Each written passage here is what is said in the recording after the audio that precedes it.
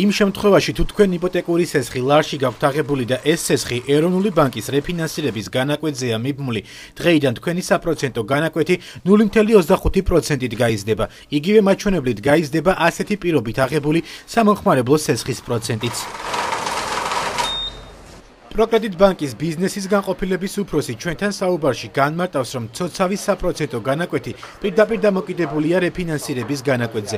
შესაბამისად, თუ ეროვნულმა ბანკმა საპროცენტო განაკვეთი გაზარდა, ეს მომხმარებელზე ავტომატურად დაისახება. ალექსი მატუა ამბობს, რომ კლიენტები ინფორმირებულები იყვნენ და მათ ხელშეკრულებაშიც უწერიათ, რომ საპროცენტო განაკვეთი ეროვნული ბანკის რეფინანსირების მაჩვენებელზეა დამოკიდებული. პროკრედიტ ბანკი ამ პროექტს ჩაერთო სექტემბრის თვიდან.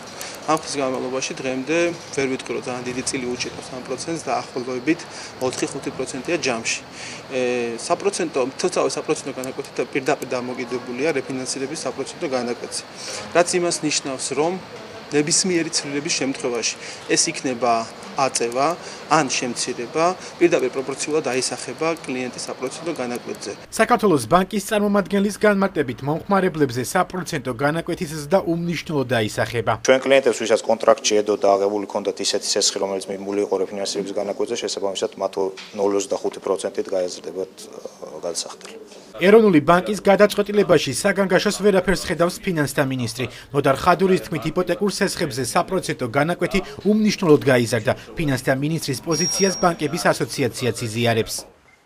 რეფინანსირების განაკვეთი გაიზარდა უმნიშვნელოდ 0.25%-ით და მხოლოდ ერთი სესხია მიბმული რეფინანსირების განაკვეთზე, შესაბამისად შესაძლებელია ეს სესხი 0.25%-ით გაწვირდეს. რეფინანსირების განაკვეთმა იცით, რომ 0.25%-ით აიწია და ბუნებრივი არის იმ სესხებზე, რომელიც რეფინანსირების განაკვეთს იყო მიბმული, ბუნებრივია იქაც მოხდებოდა კორექტივები, ეს ხელშეკრულებით გათვალისწინებული არის.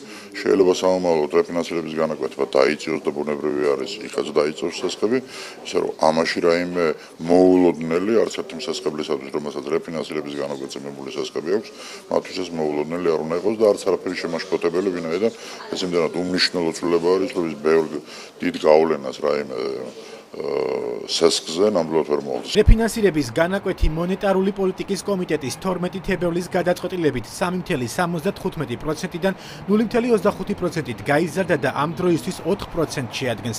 ეროვნული ბანკის განმარტებით ეკონომიკური ზრდის აქტივობა უკვე შეინიშნება და შერბილებული მონეტარული პოლიტიკის საჭიროება არ არის.